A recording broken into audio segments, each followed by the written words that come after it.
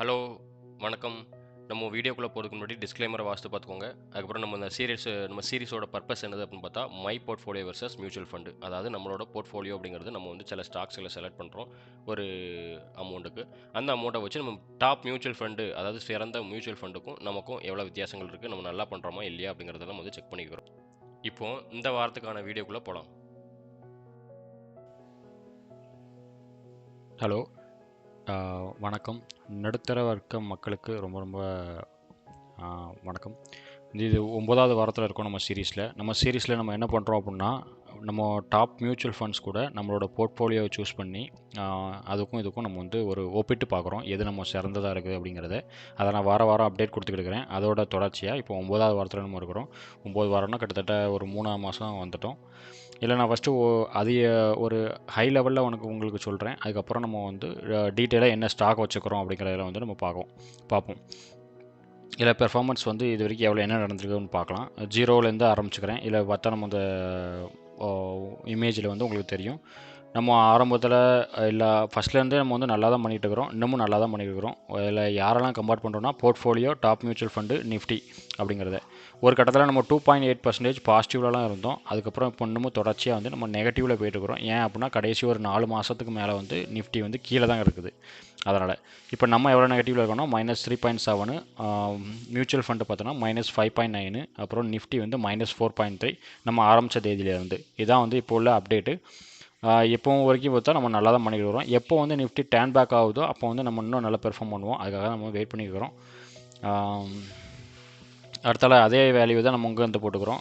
இந்த போன வாரத்துக்கும் இந்த வாரத்துக்கும் உள்ள வித்தியாசம் எவ்வளோன்னு பார்க்கும்போது பார்த்தோம் அப்படின்னா நம்ம 0.3 தான் வந்து அப் ஆகிருக்கும். ஆனால் மியூச்சுவல் ஃபண்டு வந்து 0.82 ஆகிருக்குது. இதுக்கு காரணம் என்னென்னா நம்ம வந்து போன ஒரு வாரம் 1.5 வாரம் முன்னாடி மியூச்சுவல் ஃபண்டு வந்து திருப்பி நம்ம வாங்கி அடிஷ்னலாக நம்ம ஆவரேஜ் பண்ணிக்கிறோம். அதனால் அந்த ஒரு இது இருக்கும்.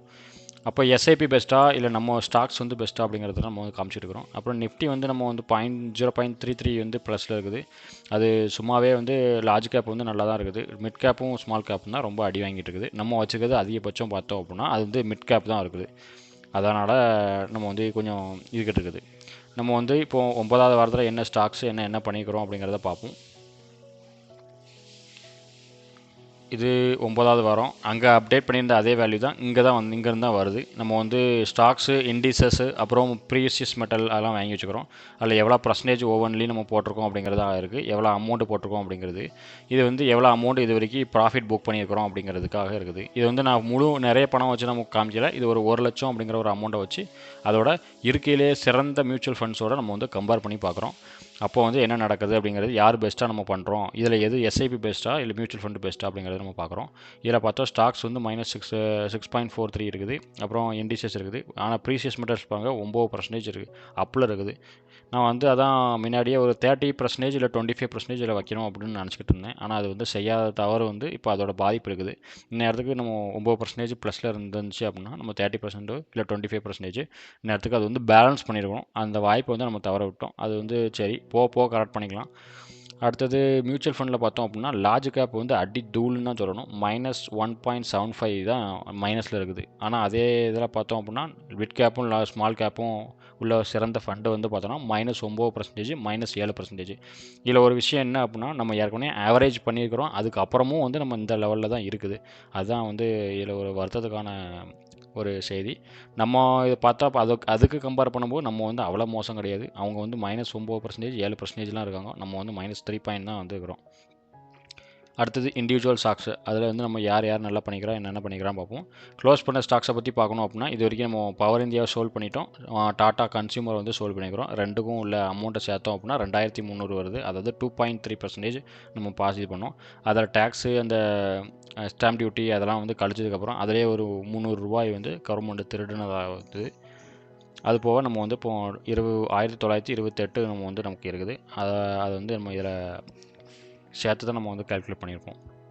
நம்ம வாங்கின ஸ்டாக்ஸில் இப்போ நல்லா ஓரளவு வந்திருக்குது பார்த்தோம் அப்படின்னா சுந்தரம் ஃபைனான்ஸ் அப்படிங்கிறதுல 4.5% இருக்குது. இது ஏற்கனவே ஒரு 7-8% மேலே நம்ம வந்துச்சு. அதுக்கப்புறம் திருப்பி ஒரு 7-8% கீழே போயிட்டு திருப்பி இப்போ பழையபடி 5% வந்திருக்கு. இதேமாதிரி 5% 4%க்குலாம் நம்ம புக் பண்ண முடியாது. ஏன் அப்படின்னா டேக்ஸு அந்த ஸ்டாம்ப் டியூட்டி அதெல்லாம் வந்து அதிகமாக இருக்கும். அதனால் ஒரு 15%க்கு மேலேயே வர மாதிரி நான் வந்து ஏம் பண்ணுவேன். அதை பார்த்துட்டு தான் நம்ம இதை பண்ண முடியும், முடிவு எடுக்க முடியும். அப்புறம் டாடா பவர் 2%, AWL அப்படிங்கிற FMCG 1.9, மிச்சம் எல்லாம் முக்கால்வாசி பார்த்தா இருக்குது. இதில் கீழே வந்து நம்ம வந்து யார் மோசமாக பெர்ஃபார்ம் பண்ணுறான்னு பார்த்தா இருக்கிற ஒரு 3 ஸ்டாக் இருக்குது. பாலிசி பஜார் அது வந்து ஒரு கப் பேட்டர்னில் இருக்குது. அது வந்து கீழே விழுந்துச்சு.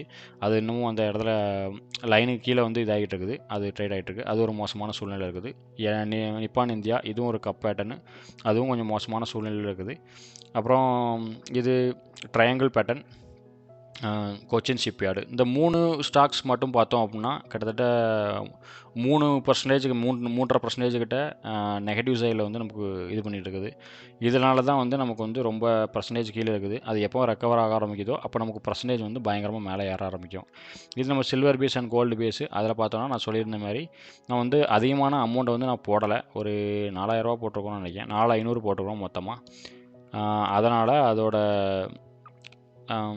4000 போட்டுக்கிறோம்.